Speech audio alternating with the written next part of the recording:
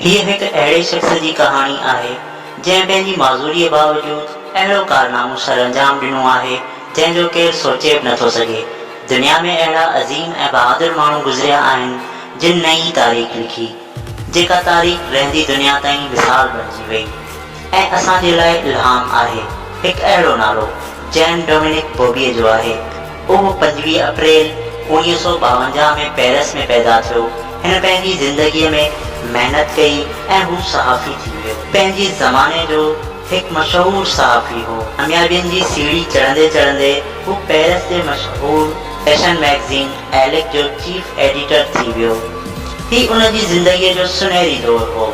जेको हुन हासिल करणु चाहियो थे उहो हू हासिल करे चुको हो। हाणे हू पंहिंजी घरवारीअ सां ऐं 2 ॿारनि सां गॾु मुतमइन ऐं पंहिंजी खुशहाल ज़िंदगी गुज़ारण में मसरूफ़ हो।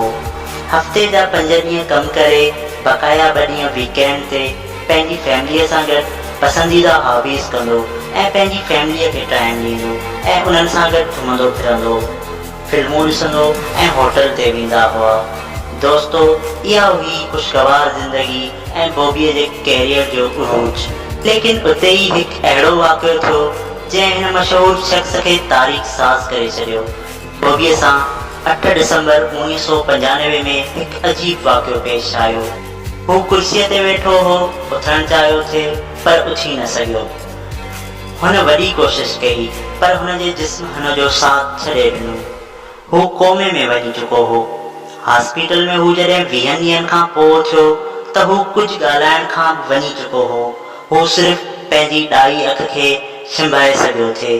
उनखे लॉक्ड इन सिंड्रोम चयो वेंदो आहे। इहा हिकु कंडीशन हूंदी आहे जंहिंमें इंसान जो दिमाग़ त कमु कंदो आहे पर उनजो जिस्म हेठियों हिसो कमु नाहे कंदो। हू बिल्कुलु पैरालाइज़ थी वेंदो आहे, बिल्कुलु बेजान थी वेंदो आहे। बॉबीअ जे केस में हू वेंटिलेटर ते हो ऐं हुनखे ट्यूब जे ज़रिए खुराक ॾिनी वेंदी हुई। ॾींहंनि में बॉबीअ खे आवाज़ ॿुधणु शुरू थी वियो। हाणे उनखे ॿुधण ऐं उनजो जवाबु ॾियण जे लाइ हू पंहिंजी हिकु ॾाई अखि खे छिंभाए सघी रहियो हो। उन ई अखि खे छिंभाए हू पंहिंजी पसंदि ऐं नापसंदि जो इज़हार करे सघियो पिए। बॉबीअ जी ज़िंदगीअ जो उहो ॾुखियो टाइम हो। बॉबी त छा, पर इहो त कंहिंजी बि ज़िंदगीअ जो ॾुखियो दौर थी सघियो थे। ज़िंदगीअ जो उहो टाइम आहे त इंसान न ज़िंदान में थो शुमार थिए न ई मौलनि में थो शुमार थिए।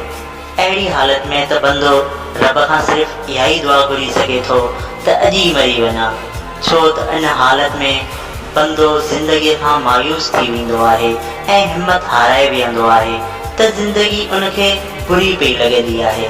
त पोइ बॉबीअ जहिड़े माण्हू लाइ जेको तमामु हार्ड वर्कर ऐं पंहिंजे कैरियर जे उरूज ते हो, हिकिड़े दम ते ई पंहिंजे पाण खे हिन हालत में ॾिसी कीअं थे मञी सघियो।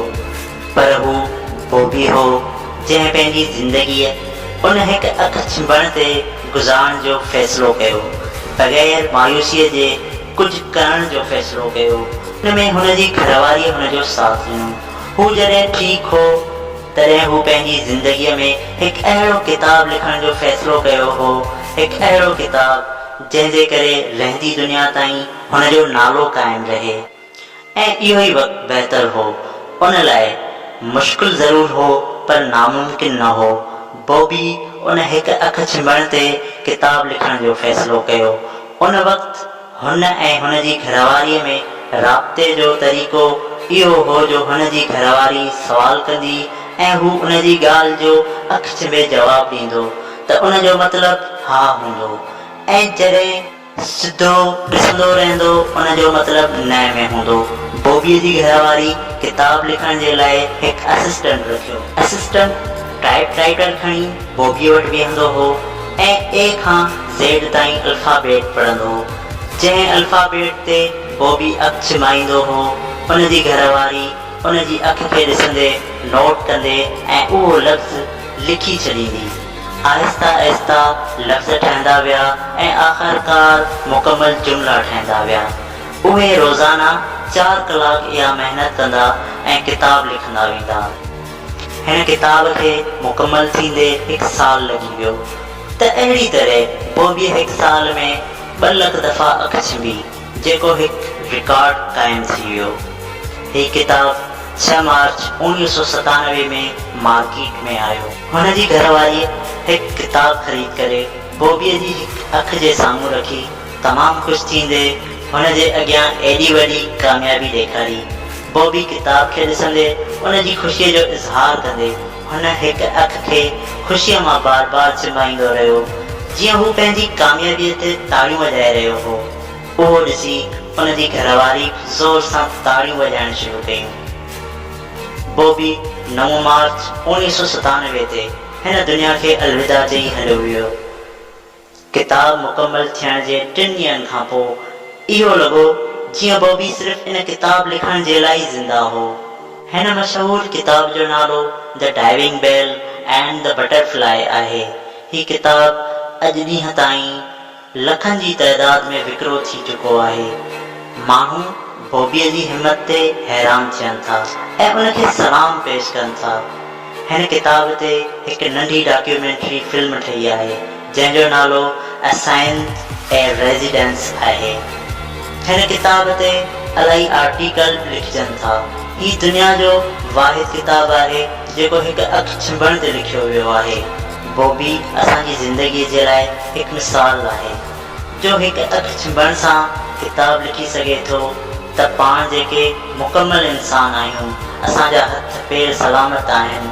उन्हनि खे इस्तेमालु करे असीं छा नथा करे सघूं। सभु नेमतुनि जे बावजूदि अगरि हालत कॾहिं नासाज़गार थी वञनि था तॾहिं परेशान थियण जी ज़रूरत नाहे, बल्कि इहो ई वक़्तु हूंदो आहे बहादुर थियण जो, बग़ैर मायूस थियण जे कुझु करण जो, उन ते मुतमइन थियण जो, न को जेको कुझु नाहे उन ते रोअण जो। नाशुक्री करण जे बजाए अल्लाह पाक जो शुक्र अदा करणु खपे। मुश्किलातूं असां वटि असांजे ज़मीर खे जॻाइण ईंदियूं आहिनि। इहे अज़ाब न हूंदियूं आहिनि, इहे असांजो हौसलो बुलंद कनि थियूं। इहो पंहिंजे लाइ वॾो मिसाल आहे त सोन ठाहिण लाइ हुनखे कुंदनि में सड़णो पवंदो आहे त इंसान बि मुश्किलातुनि जी भट्टीअ में सड़ी कामयाब थींदो आहे। अहिड़ियूं मज़ीद मालूमात सां भरियल वीडियोज़ ॾिसणु चाहियो था त पोइ अॼु ई असांजो knowledge in Sindhi YouTube channel subscribe करियो ऐं लाइक करियो ऐं बेल आइकन ते ज़रूरु क्लिक कंदा। महिरबानी।